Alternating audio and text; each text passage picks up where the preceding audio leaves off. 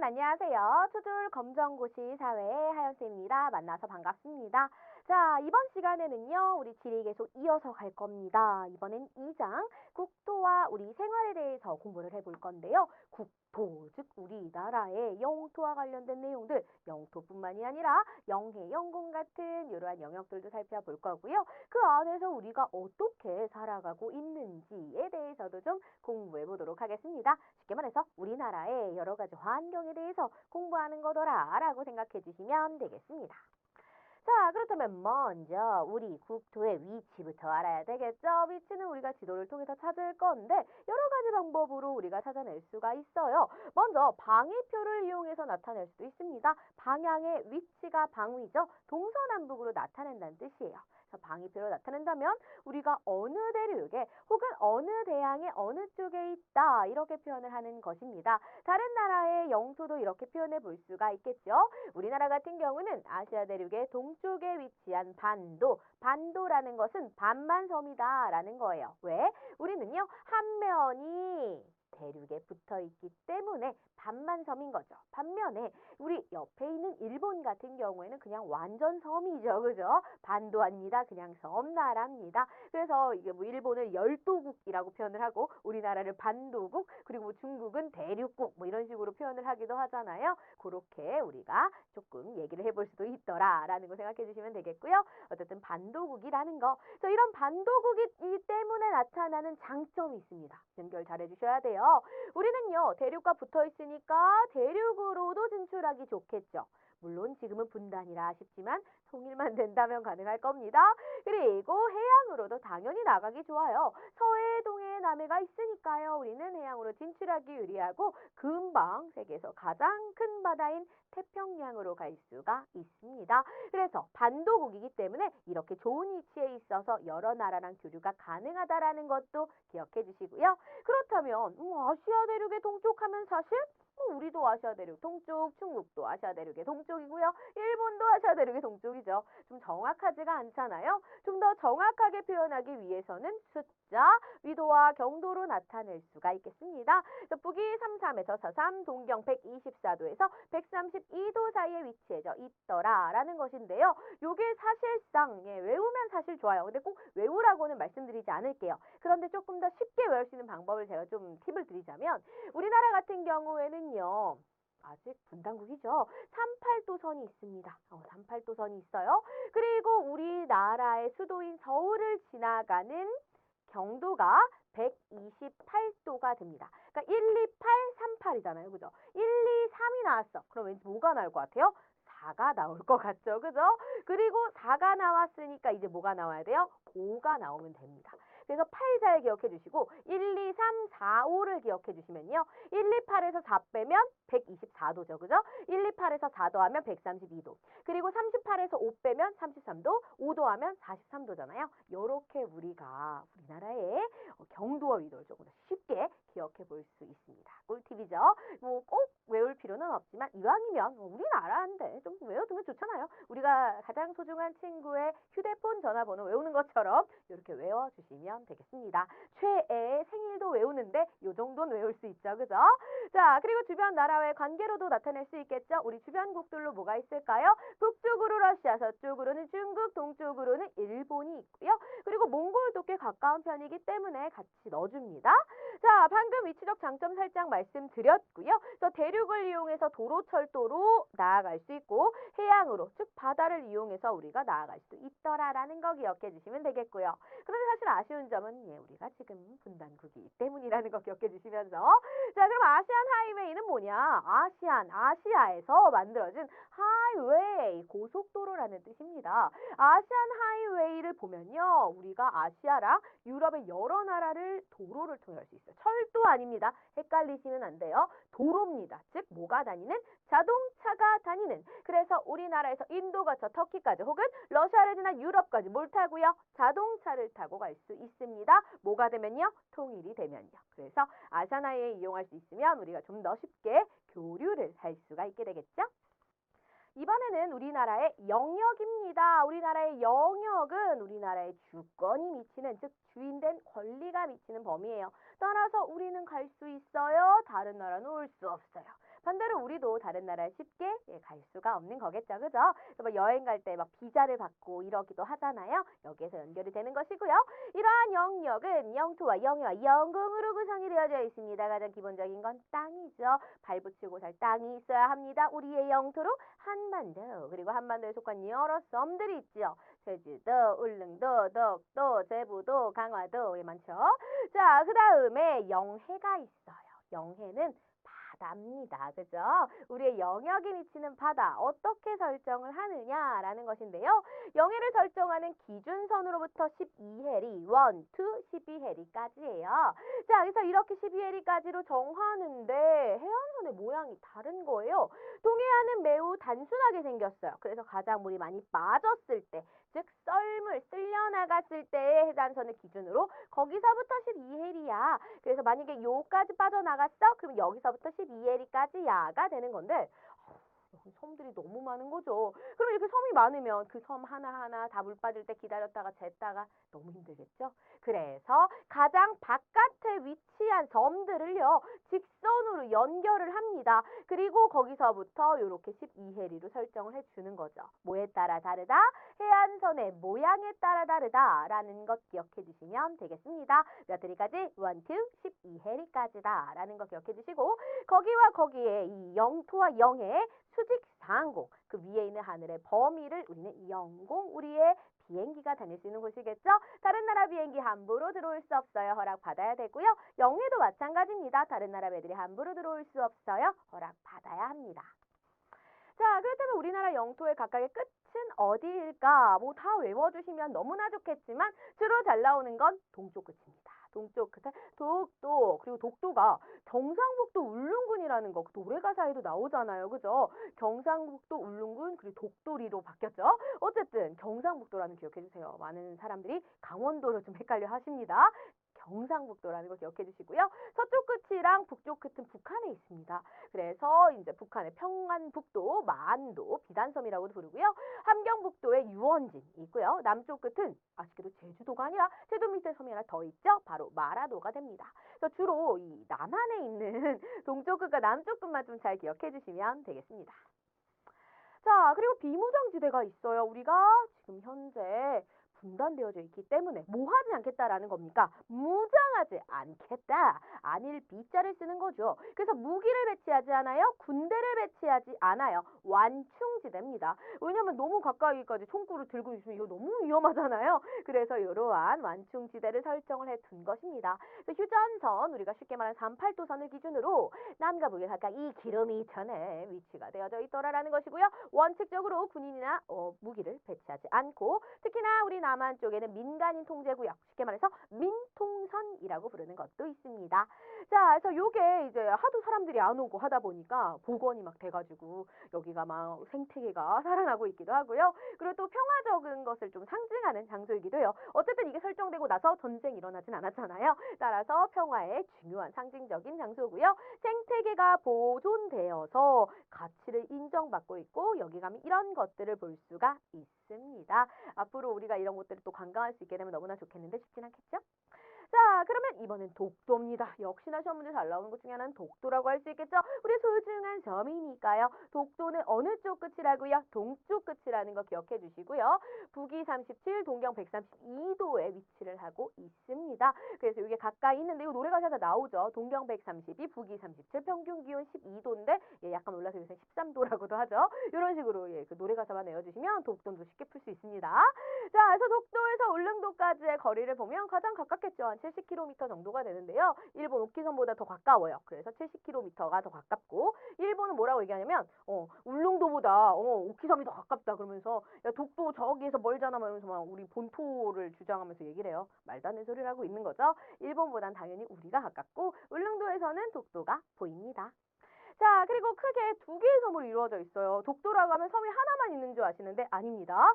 두 개의 큰 섬이 있고 거기에 89개의 크고 작은 섬들로 이루어져 있습니다. 그래서 정말 섬이 많이 이렇게 모여져 있는 섬이라는 거 기억해 주셔야 되겠고요. 이 위치가 동해 한가운데다 보니까 얘가 있고 없고의 우리의 영해의 그 범위가 달라지기 때문에 너무나 중요합니다. 여기로 바다에 그런 배도 다닐 수 있고 아무래도 군사적으로도 매우 중요한 위치라고 할 수 있겠죠. 그래서 당연히 우리 우리 영토고 그동안 우리가 많이 우리 영토라는 걸 확인해 왔어요. 자료들이 있죠. 그죠?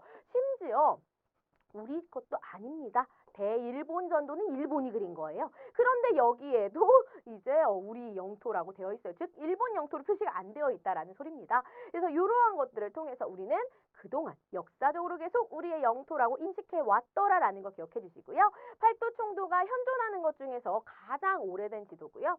그리고 세종실록 지리지는 책입니다. 책에 써 있어요. 우산과 무릉이 있다. 뭐 이런 내용이 있고 우산이 울릉도고요. 우산이 독도고요. 무릉이 울릉도가 되겠습니다. 자, 그리고 대한제국 칙령 제41호 제2조, 그다음에 연합국 최고사령관 각서. 요거는 전쟁 끝나고 나서 이제 마련이 됐던 거예요. 2차 대전 끝나고 이제 마무리되면서 이제 일본의 영토에서 이제 편입한 거 다시 돌려준다. 약간 이런 내용들이 들어가져 있습니다. 즉 계속 우리의 영토였다는 명확한 역사적 사실이 있다라는 것을 잊으시면 안 되겠죠? 자, 그러면 독도를 왜 이렇게 강조하느냐? 독도 환경이 너무나 중요하기 때문입니다. 아주 독특한 지형, 그리고 경관을 가진 화산섬, 심지어 우리나라에서 가장 오래된 화산섬이에요. 화산섬 하면 제주도, 울릉도, 독도 딱 떠오르셔야 되겠죠? 그 중에 가장 오래된 해저 화산입니다. 자, 그리고 여기에 정말 많은 동식물들이 살아가는데 그 생태계 보호고 보물창고인데 아쉬운 점은 여기 원래 강치, 바다사자가 있었어요. 이거 누가 다 잡았어요? 일본이. 일제강점기에. 그래가지고 아쉽게도 현재는 멸종이 되었습니다. 얘도 있었으면 얼마나 좋았을까요? 그죠? 또 강치가 멸종된 곳 이러면 독도를 같이 떠올려 주셔야 되겠고요. 자, 그리고 독도 주변에 자원이 또 많습니다. 다양한 해양 자원들, 해양 생물들이 있는데요. 여기가 찬 바닷물, 따뜻한 바닷물 만나요. 플랑크톤이라는 먹이가 매우 풍부합니다. 그러다 보니까 해양 생물이 살기 좋아서 다양한 아이들 볼 수 있고요. 특히나 도화새우는 독도새우라고도 불리는 정말 맛있는 새우죠. 자, 그리고 가스 하이드레이트가 있습니다. 요게 가스가 하이드가 이제 물이라는 거랑 관련된 그런 단어거든요. 그래서 요게 물 분자랑 만나가지고 천연가스가 고체 상태로 얼려져 있는 거예요. 그래서 가스니까 당연히 불이 잘 붙겠죠. 그래서 불타는 얼음이라는 별명까지 있는 미래의 에너지, 차세대 에너지원입니다. 앞으로 석유가 고갈되면 우리가 어떤 에너지 쓸 거야? 이거 캔에서 쓸 거야. 라가 되는 거죠. 자, 아주 밑에 해저에 있고요. 그리고 해저에도 또 다양한 여러 특별한 지역들을 볼 수 있는데 해산, 바다에 있는 산을 볼 수 있어요. 여기에 요 독도와 관련된 안용복과 심흥택의 이름을 붙여서 안용복해산, 심흥택해산 이렇게 불러주기도 합니다. 자, 그래서 너무나 아름답기 때문에 기념해야죠. 천연기념물 제336호예요. 너무나 독특하고 다양한 동식물이 있기 때문에 그리고 가장 오래됐기 때문에 지정되었다라는 거 기억해 주시면 되겠습니다. 자, 그렇다면 그동안 독도를 지키기 위해 누가 노력했느냐? 정말 잘 나온 아저씨가 안용복 아저씨죠. 조선 숙중 때 자꾸 애들이 와가지고 우리 거 잡아가니까 누가? 일본 애들이. 자, 일본에 갑니다. 여기 우리 영토야 라는 걸 확인하고 돌아오셨던 분이에요. 그죠? 정말 대단한 분이고요. 그러면 오늘날에는 어땠느냐? 정부도 계속 노력합니다. 독도에 여러 가지 시설들을 만들어요. 법도 만들고요. 그래서 이걸 이용해서 이제 계속 지키기 위해 노력하고요. 특히나 독도 경비대원들이 있습니다. 경북지방경찰청 소속, 역시나 경북에 위치한 곳이라는 거 알 수 있겠죠? 그래서 독도를 지키고 있고요. 그리고 반크 너무나 유명하죠? 민간단체입니다. 그래서 이 반크에서는요, 독도를 홍보하는 활동들을 하고 있고, 그리고 잘못된 자료들을 수정해달라는 요구활동 이런 것들을 하고 있기도 합니다. 그래서 열심히 우리가 지키기 위해 노력해야 된다라는 거 잊지 마세요. 그렇다면 이번엔 남북분단입니다. 자, 이 남북분단은 왜 이루어졌느냐? 광복을 하고 나서 그쵸, 우리가 통일정부를 수립했으면 좋았을 텐데 서로 생각이 너무 달랐어요. 거기다가 미군 들어오고요. 소련군 들어오고요. 이러다 보니까 결국 다른 정부가 수립이 되었고요. 그리고 전쟁을 겪으면서 이게 완전 굳어져 버린 거죠. 조금 어려운 말로 고착화되었다. 뭐 이런 표현을 쓰기도 하는데요. 어쨌든 분단이 된 거야. 그러니까 얼마나 불편해요. 그죠?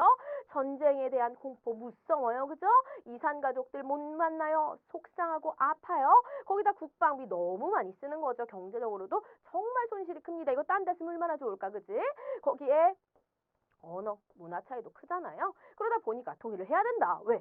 그래서 또 강조하는 게 요새는 역시나 돈이니까 뭐가 그렇게 좋으냐? 경제적으로 뭐가 좋아? 국방비 줄어들 거 아니야. 그것도 안 됐으면은 돈이 삶의 질이 높아지겠죠. 그렇죠? 거기다가 북한에는 풍부한 자원이 있습니다. 남한에는 멋진 뛰어난 기술력을 가지고 있지요. 이거 이용하면 우리가 좀 더 경쟁력 있는 제품 만들 수 있지 않겠어? 게다가 지금 현재 우리가 반도국인데 반도국의 이점을 못 살리고 있잖아. 통일이 되면 철도를 이용해서 유럽까지 갈 수 있어요. 더욱 활발한 교류 가능해지겠지. 그러니까 얼마나 우리가 경제적 이득이 많아? 그러니까 통일을 해야 돼. 라고 얘기를 하고 있는 것입니다. 자, 그러면 다른 나라의 통일 과정을 좀 보면서 우리가 어떻게 통일하면 좋을까를 좀 보자면 우선 베트남과 예멘과 독일이 있는데 이 중에서 우리가 좀 본받아야 될 건 독일입니다. 왜냐하면 베트남과 예멘 같은 경우에는 어땠냐면요. 우선 베트남은 전쟁을 거쳐서 통일을 했기 때문에 그 이후에도 전쟁이 지속되면서 많은 사람들이 죽고 다쳤어요. 그리고 예멘 같은 경우에도요. 통합이 완전하지 않은 상태에서 경제 상황이 나빠지면서 내전이 일어납니다. 이렇게 전쟁이 일어나면 당연히 국민들 힘들 수밖에 없겠죠. 그런데 독일은 그렇지 않았어요. 통일 이전부터 많은 교류를 해왔습니다. 그러면서 나중에 통일한 다음에도 경제력이 앞선 서독이 동독을 발전시키기 위해 노력을 한 거죠. 그래서 지금 유럽의 중심 국가로 아주 굳건하게 자리를 잡았음을 알 수가 있죠. 이를 통해 우리는 뭘 할 수 있어요? 그렇죠. 이런 무력으로 되는 거 아니다. 뭐 해야 된다. 서로 평화적으로 존중하고 신뢰하고 특히나 교류를 많이 해야 되겠죠. 서로 협력하면서 통일을 하자라는 게 바람직한 통일의 방향이라는 거. 누가 봐도 바람직하죠. 전쟁에 싸워가지고 쟤네를 죽이자. 뭐 이거 왜 말도 안 되죠. 그죠? 그렇게 기억해 주시면 되겠습니다. 자, 그래서 어떤 노력들을 하고 있느냐? 교류를 하려고 노력해요. 정치적으로도 하고 있습니다. 70년대부터 조금씩 일어났는데 특히나 1991년도에 남북이 기본적으로 합의한 내용이 있었어요. 어떻게 화해하고 교류하고 협력할지 내용이 담겨져 있고 그 이후에는 남북 정상들이 만나서 회담을 하기도 했었습니다. 그리고 경제적으로는 개성공단이 운영되죠. 운영됐다가 중단됐다 하긴 하지만 어쨌든 운영이 되었었고 그다음에 도로와 철도를 연결하기 위한 그런 공사들도 하고 있었습니다. 그리고 사회 문화적인 거 좀 잘 나오는데요. 남북 단일팀을 구성해서 올림픽 같은 데를 나간다던가 뭐 입장을 같이 한다던가 이런 것들도 큰 의미가 있다라는 것이고요. 그리고 남북 예술단이 서로 함께 이제 만나서 공연하고 이런 것들 문화적으로 교류하는 모습들. 요새는 문화가 또 엄청난 힘이 되잖아요. 그래서 이런 것들을 이용해서 함께 통일을 위해서 나아가면 너무나 좋겠더라라는 것입니다. 그래 통일되면 얼마나 좋겠어요. 우리나라만 통일되면 세계 평화에 기여할 수 있을 거예요. 그죠? 그래서 이렇게 통일에 대한 그러한 우리의 미래의 그런 방향까지 좀 살펴봤고요. 그렇다면 이번에는 우리 국토의 자연환경으로 가보도록 할게요. 자연환경에 따라서 우리가 국토를 좀 구분을 해볼 수가 있는데요. 옛날부터 우리는요. 큰 산맥이나 하천을 중심으로 구분했어요. 왜? 산이 있고 하천이 있으면 옛날에 뭐 비행기가 있어요. 자동차가 있어요. 뭐가 있어요. 걸어가야 되는데. 그러니까 그냥 이렇게 갈 수가 없는 거죠. 그죠? 그러다 보니까 이제 그렇게 마을이 구성이 되는 겁니다. 쉽게 다닐 수 있는 사람들끼리 마을을 구성하고 저기는 강 건너 마을 뭐 이렇게 되는 거죠. 산 너머 마을 이렇게 되는 거죠. 그래서 북부 같은 경우에는 휴전선 북쪽에 지금 북한 지역을 얘기하는 거고요. 이거는 뭐 분단 때문에 어쩔 수 없는 거고. 자, 중부랑 남부를 잘 봐주시면요. 중부 같은 경우에는 소백산맥과 금강 하류까지의 지역이더라라는 거. 그 밑에 지역은 남부 지역이라고 불러주는 거죠. 그래서 왜 이렇게 산맥 이런 걸 가지고 정했어? 그게 있으면 사람들이 교류하기가 어려워지니까 라는 거 기억해 주시면 되겠고요. 그렇다면 우리나라의 전통적인 지역 구분 한번 보도록 할게요. 여기는 조금 좀 생소할 수 있어요. 북한 쪽 지방이기 때문에 그런데요. 관서, 관북, 관동 이런 표현을 씁니다. 여기서 이 관자라는 건 뭐냐면요. 바로 공공기관이라고 생각해 주시면 돼요. 그래서 당시의 공공기관으로 천령관이라는 곳이 있습니다. 행정 그런 하는 곳이에요. 지금의 도청 같은 그런 거로 생각해 주시면 돼요. 이런 것들을 기준으로 어느 쪽에 있느냐를 가지고 본 거예요. 그래서 천령관이 있는데 천령관의 서쪽이면 관서, 북쪽이면 관북, 동쪽이면 관동 이렇게 불러주는 거죠. 그래서 뭐 관동, 팔경 뭐 이런 것들도 있죠. 그리고 또 이제 관동지방 같은 경우에는 태백산맥을 기준으로 또 영동과 영서지방 나눠. 요거 좀 익숙하죠. 영동지방이 눈이 내려요. 뭐 영서지방이 어쩌고 저쩌고 이런 내용들 우리가 이제 기상청 그런 기상 안내 캐스터들에게서 많이 들었던 내용인 거 알 수가 있습니다. 자, 그리고 해에서는요, 바다의 서쪽에 있다는 건데 어떤 바다냐면 경기해라는 바다입니다. 경기해, 경기 쪽에 있는 바다가 경기해가 되겠고요. 거기에 서쪽 지방이다. 그래서 해서라고 불러주고. 그다음에 경기는요, 왕이 사는 도읍의 주변 지역, 지금의 경기도인 거죠. 서울을 둘러싸고 있는 게 경기도잖아요. 요 지방을 우리가 경기 지방이라고 불렀었고. 그다음에 여기 호서, 호남, 호 있죠. 요 호가 뭐냐? 바로 이제 예전에 거기에 강이 있었어요. 지금은 금강이라고 부르는데 호강이라고 불렀었습니다. 그래서 호강의 서쪽, 호강의 남쪽 이런 식으로 불러주는 거고, 그리고 영남 지방은 영이라는 게 이제 고개를 말하는 거예요. 그래서 조령고개 남쪽에 있어요. 조령 남쪽, 영남 되는 것입니다. 이런 식으로 해서 봐봐요. 강에 어쩌고 저쩌고 그죠? 그리고 또 뭐 이러한 산맥 어쩌고 저쩌고 이런 식으로 해서 나눴더라라는 걸 볼 수가 있고요. 그래서 이렇게 나누는 것들 요거는 아무래도 조금은 외워주셔야 되겠죠. 그죠? 특히나 북한은 조금 우리가 익숙하지 않아서 지도 같은 거 통해서 잘 확인해서 외워주시면 좋겠습니다. 자, 그렇다면 우리나라의 지형 같이 한번 볼게요. 우리나라의 다양한 산맥들도 있고 하천들도 있는데요. 이런 단순한 외우는 그런 것들은 잘 나오지 않습니다. 여러분들이 그냥 이런 게 있다라는 것 정도로만 알고 넘어가 주시면 되겠습니다. 자, 그렇다면 중요한 건 뭐? 특징이죠. 우리나라 지형의 특징은 뭐냐? 동쪽이 높고 서쪽이 낮은, 그래서 동고서저 지형이라고 불러요. 자, 동고서저 지형, 즉 동쪽에 험한 산지가 많더라라는 거. 그리고 동쪽만이 아니라 북쪽에도 많습니다. 그래서 북한의 지하 자원이 많은 것이고요. 그리고 국토의 약 70%가 산지. 우리 몸의 70%는 물인데요. 우리 나라의 70%는 산입니다. 라는 거 기억해 주시고요. 자, 그러다 보니까 아무래도 서쪽에는 평야가 많을 수밖에 없고요. 그리고 물은 높은 곳에서 낮은 곳으로 흐르기 때문에 주로 동에서 서로 흘러간다라는 거 알 수가 있겠죠. 그리고 중요한 건 뭐냐면 요 해안들, 우리나라 해안들의 특징 구분하는 문제도 너무나 잘 나옵니다. 동해안의 이 해안선은 어떻고 서해안은 어떻고 남해안은 어떻고, 그래서 발달한 지형이 뭐냐? 해안선이 단조로워서 모래사장 발달하고요. 여기는 복잡해서 갯벌이 발달하는데 여기는요 복잡한데 또 물이 또 잔잔한 편입니다. 그러다 보니까 여기는 다도해, 섬도 많고요. 물도 잔잔해서 너무너무 아름다운 해상 국립공원 같은 걸 볼 수가 있죠. 그러다 보니까 이용 모습도 다 달라질 수밖에 없더라라는 것 기억해 주시면 되겠습니다. 물이 잔잔하니까 양식하기가 정말 좋은 거고요. 여기는 밀물과 썰물의 차이가 커서 갯벌이 발달하다 보니까 여기에서 뭐 해산물, 소금 이런 거, 염전, 그죠? 그리고 간척, 땅으로 만들어서 농경지 이런 거 사용하기도 하는데 요새는 간척 잘 안 해요. 그냥 갯벌을 두는 것이 훨씬 더 중요하다라고 해서 갯벌 간척 많이 하진 않습니다. 하지만 할 수는 있다라는 거, 메울 수 있다라는 거 기억해 주시고요. 자, 이번에는 기후로 가보도록 할게요. 기후는 날씨랑 좀 다르겠죠? 하루하루의 기상 상태를 날씨라고 한다면 기후는 평균적인 대기의 상태를 말합니다. 여름 기후, 겨울 기후 이런 식으로요. 자, 그래서 이러한 기후를 구성하고 있는 게 쉽게 보자면 기온과 강수량입니다. 그래서 기온, 온도가 높냐 낮냐, 그죠? 강수량, 비가 많이 오냐 적게 오냐. 이미 우리가 너무 오랫동안 우리나라에 살았어요. 그러다 보니까 너무나 잘 알고 있어요. 우리나라는 사계절이 있더라라는 거죠. 중위도에 있기 때문에 가능합니다. 극지방으로 갈수록 겨울만 나타나죠. 저위도로 갈수록 여름만 나타납니다. 그래서 우리가 동남아로 가면은 맨날 휴양지 여름 가는 거죠. 그죠? 반면 우리는 사계절. 그러다 보니까 계절별로 기온차가 클 수밖에 없죠. 근데 또 재밌는 건 동서의 기온차가 크더라라는 거야. 이쪽이랑 다르대. 왜 그럴까요? 우리나라 아주 높은 산맥, 태백산맥이 있습니다.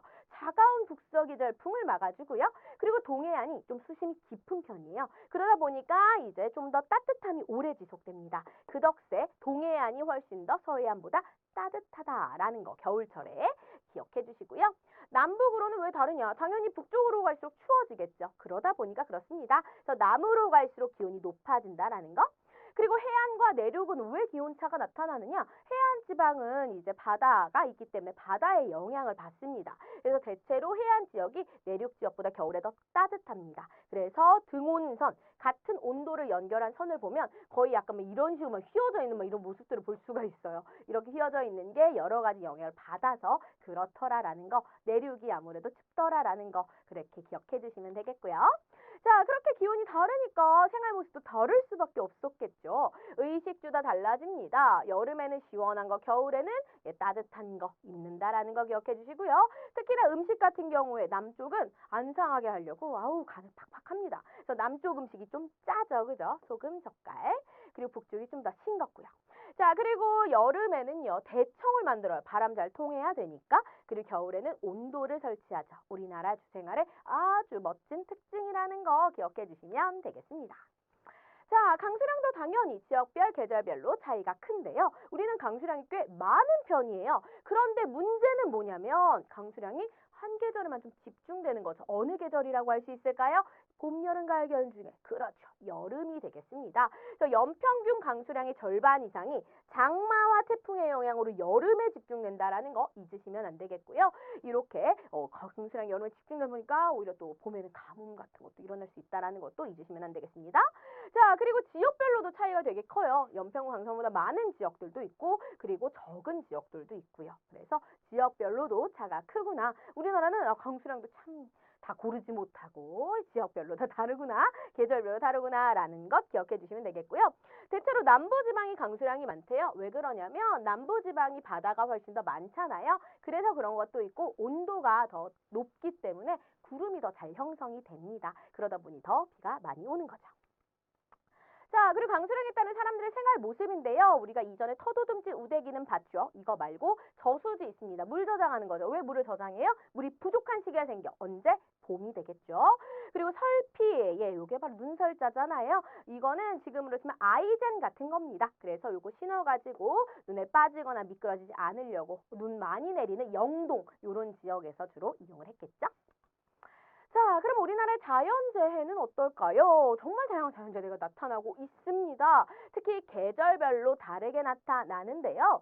자, 황사, 가뭄, 봄에 나타나는 거 기억해 주셔야 되겠죠.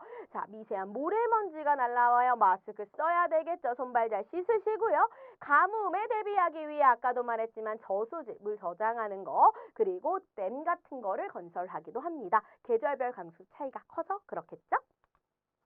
자, 여름부터 가을까지는 폭염, 그리고 홍수, 태풍이 있는데 특히나 태풍은 어디서 오느냐? 적도 부근에서 발생해서 엄청난 바람과 많은 비를 동반해서 옵니다. 엄청난 피해를 일으키는데 우리가 막아낼 수 없죠. 오지 마! 한다고 안 오는 게 아니니까. 그러니까 어떻게 잘 오는지를 확인해 주셔야 돼요. 그래서 기상특보를 잘 확인을 해야지 위험에 대비할 수 있다라는 거 기억해 주시길 바라겠고요. 그리고 폭염, 그리고 폭설 있죠. 정말 너무나 폭발적으로 여긴 더운 거고 얘는 폭발적으로 눈이 많이 오는 겁니다.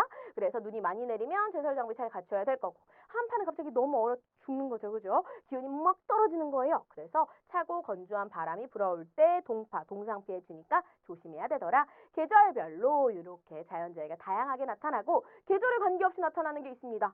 지형과 관련된 자연재해, 지진이 되겠는데요. 우리나라가 더 이상 지진의 안전지대가 아니죠. 땅이 흔들리고 갈라지는 현상. 그러면 거기에 있는 것들 막 무너지고 인명피해 심각합니다. 그죠?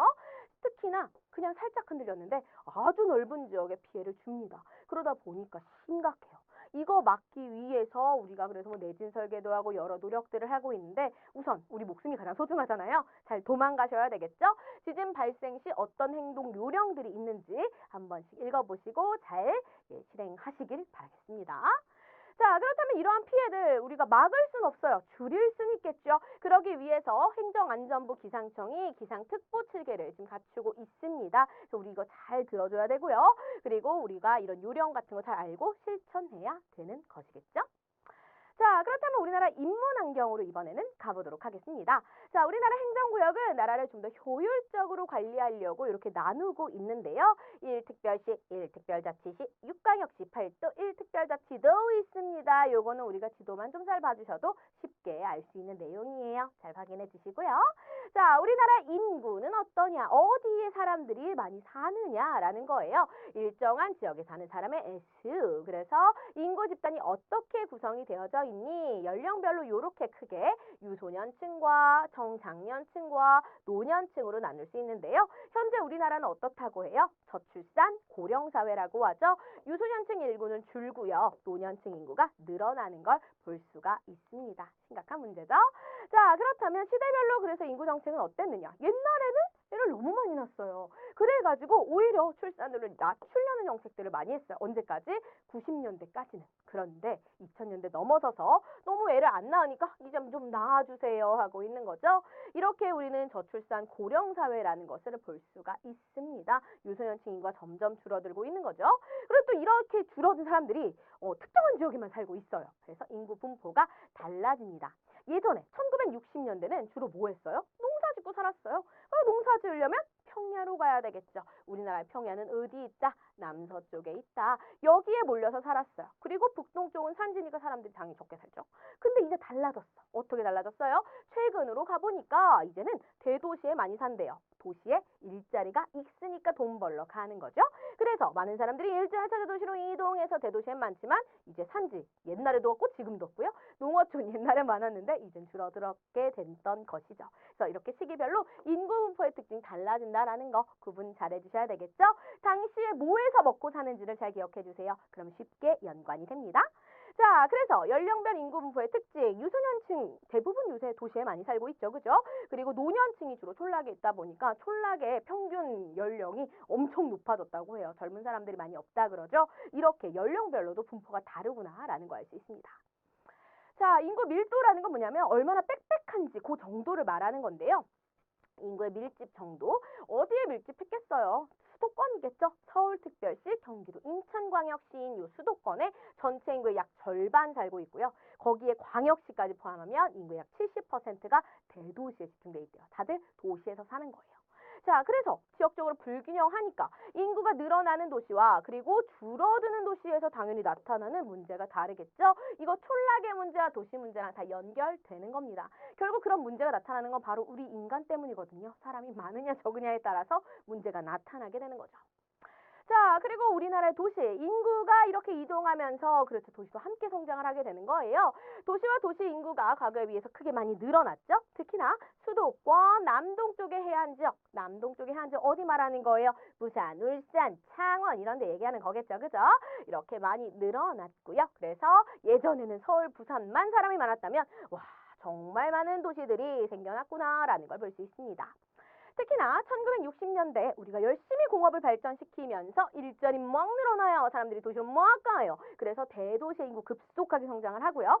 그리고 1970년대에는 특히나 중화학공업, 무거운 거 갖고 와서 화학으로 만드는 석유화학 이런 게 막 발전합니다. 그래서 그러한 원료를 수입 수출하기에 좋은 남동 쪽의 해안 도시, 이런 공업 도시가 크게 성장하죠. 포항, 울산, 마산, 창원 같은 곳이요. 그러다 보니까 도시에 너무 많은 사람들이 몰려서네. 아우 얘네 좀 어떻게 할까? 분산시키자. 그래서 경기도에다 신도시를 만든 거예요. 고양시도 그렇고요. 그죠?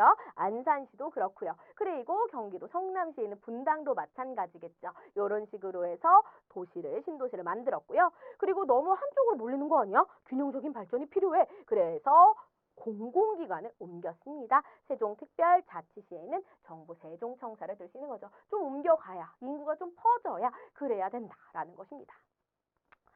자, 방금도 얘기했듯이 도시가 발달할 때 산업과 연결이 되죠. 그죠? 과거에는 원료 산지에서 산업이 발달해요. 예를 들어서 시멘트 만들 거야. 그러면 적해석에 있는 강원도로 가야지. 이렇게 됐다면 이제 60년대 이후가 되면 우리가 중화공업단지, 즉 원료를 뭐 하는 거예요? 수입하는 거예요. 원료를 수입하고 만들어진 제품을 수출을 하는 거죠. 완제품을. 그러려면 해안가에 있어야 수입 수출에 유리하겠죠. 그러면 산업의 종류가 다양해졌고 오늘날은 뭐 첨단 산업이죠. 그죠? 빠르게 발전하고 있더라라는 것입니다. 그래서 현재 주요 공업지역은 수도권과 남동쪽 해안가라는 거 기억해 주시면 되겠고요. 지역별로 그래서 산업의 발달 모습도 다릅니다. 지역의 특색이 다르기 때문에 그렇게 나타나는 거겠죠. 그래서 아까 살짝 시멘트 얘기했었죠. 석회석은 어디 주로 있느냐?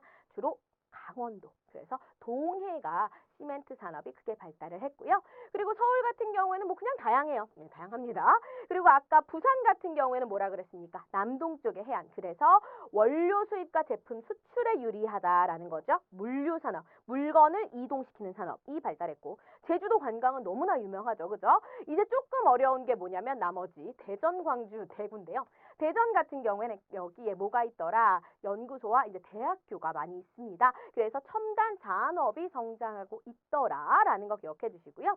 광주하면 여기에 자동차 그 공장이 있어서 자동차 산업이 발달했고요. 대구 같은 경우에는 섬유와 패션 산업. 왜? 대구가 사람들이 많이 살거든요. 그래서 노동력을 바탕으로 하고 있더라라는 거 기억해 주시면 됩니다. 그래서 지역별로 구분하는 그런 문제들도 잘 출제가 될 수 있으니까요. 지역별로 산업의 특징 구분 잘 해주셔야 되겠습니다. 자, 그럼 이렇게 산업이 변화하면서 국토의 모습도 달라질 수밖에 없겠죠. 대표적인 게 인천과 포항이에요. 인천 같은 경우는 과거 염전이었는데 이제는 군가 산업단지 만들어졌고요. 포항도 엄청나졌죠. 제철 산업이 발달했더라라는 거 볼 수가 있습니다. 이렇게 산업이 변화하면서 자연환경도 변화하고요. 일자리 늘어서 인구도 늘어나고요. 그러니 도시가 성장하는 거죠. 다 연결이 되어져 있는 거예요. 그래서 그런 곳은 교통도 발달할 수밖에 없는 거겠죠. 과거에는 우리도 교통 발달 많이 안 했습니다. 하지만 이제는 많이 발달했어요. 경부 고속국도가 만들어지면서 일일 생활권이 1970년에 하루 만에 왔다 갔다 할 수 있다라는 거야. 서울부터 부산까지. 이제는요. 고속철도 KTX 이용하면 어떻게 됩니까? 반나절로 가능해지죠. 2시간 반이면 가니까요. 그죠?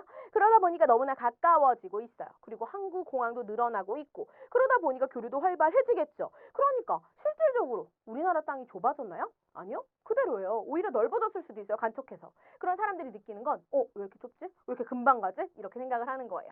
그래서 지역 간 거리가 점점 가깝게 느껴지는 거죠. 실제로 가까워진 건 아닙니다. 가깝게 느껴진다라는 거 기억해 주시고 자, 이렇게 인문 환경이 변화하다 보니까 모습들이 달라지네요. 그죠? 인구가 많아요? 그러면 사람들이 이동해야 되니까 교통이 발달하네. 교통이 발달하니까 물자 이동이 가능하니까 산업이 발달하네. 산업이 발달하니까 더 도시가 많이 생겨나네. 도시가 성장하니까 더 많은 사람들이 오네. 그러면서 점점 더 교통 산업이 발달하죠. 결국 다 같이 가는 거예요. 뭐가 꼭 먼저다라고 보기도 어렵고 교통이 발달한 곳에는 산업이 발달하고 그러면 인구가 몰리고 그러니 도시가 발달하니 또 사람들이 몰리고 이런 식으로 같이 간다라는 거 기억해 주시면 되겠습니다.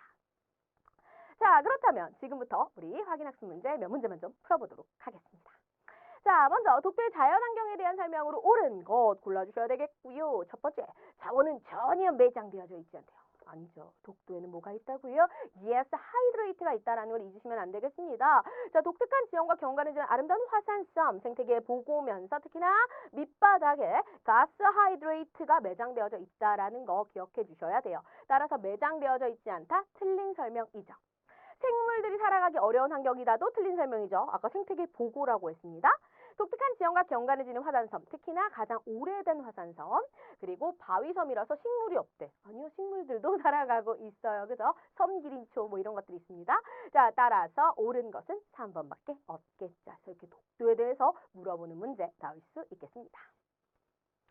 자, 이번에는 통일한국의 미래 모습을 예상해 볼 거예요. 어떻게 있을 것이냐, 알맞지 않은 것을 골라주시면 되겠습니다. 자, 통일이 되면 세계 평화에 기여할 수 있겠죠. 전쟁 위협에서 벗어나서 우리가 평화로워질 거예요. 철도를 이용해서 우리가 뭐 할 수 있어요? 여러 나라까지, 어디? 유럽에 있는 여러 나라까지 육로로 비행기 안 타도 돼요. 남한의 지하자원을 이용할 거예요. 남한의 지하자원이 어디 있습니까? 북한에 있겠죠. 그래서 북한의 지하자원과 남한의 기술력을 이용해서 제품을 만드는 겁니다. 따라서 잘못된 설명이라고 할 수 있겠죠. 이런 경제적인 효과가 있기 때문에 통일해야 된다. 이렇게 얘기를 하고 있는 것들이고요. 이번에는 우리나라 산지하천 평양 가볼까요? 국토의 약 70%는 평양가요? 그러면 참 좋았을 텐데 아니죠. 산지입니다. 우리나라는 참 산이 많아요. 그죠? 자, 비교적 낮은 평야는 동쪽에 있대. 우리 동쪽에 있어요? 우리나라의 지형은 동고서저, 낮은 평야는 주로 서쪽에 있습니다. 자, 그럼 높고 험한 산은 대부분 어디 있겠어요? 동쪽에 많겠죠? 북쪽에 많겠죠. 그러면 큰 하천은 어디서 어디로 흘러요? 높은 곳에서 낮은 곳으로 동에서 서로 흘러간다라는 거 기억해 주시면 되겠죠? 그래서 큰 하천이 대부분 어디로 흐르는지 우리나라가 동고서저라는 것만 알면 쉽게 풀 수 있는 문제였습니다.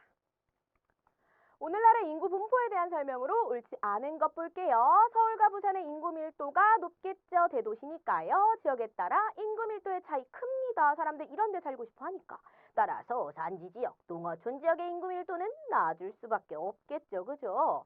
노년층은 주로 촌락에서 인구 비율이 높게 나타나는 것 볼 수 있습니다. 노인들은 주로 촌에 살아가고 유소년층이 대도시에서 많이 살아가고 있죠. 따라서 옳지 않은 거 3번 되겠고요.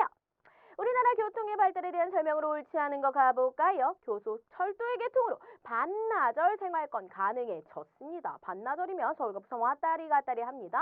교통이 발달하니까 어때요? 지역 간의 거리가 점점 멀게 느껴져? 아니죠. 실제로 멀어지지 않았는데 매우 가깝게 느껴지고 있습니다. 과거에 비해서 다양한 교통시설 아주 그물망처럼 촘촘히 연결되어져 있고요. 경부 고속국도가 완공되면서 일일 생활권이죠. 연결 잘해주세요. 철도는 반나절, 고속국도는 일일 생활권 되겠습니다. 따라서 옳지 않은 것 2번 골라주시면 되시겠죠? 그래서 이렇게까지 해서 오늘 내용 마무리해보도록 하겠습니다. 열심히 복습하셔서 한 번에 합격하시길 바랄게요. 그럼 이만 안녕히 계세요.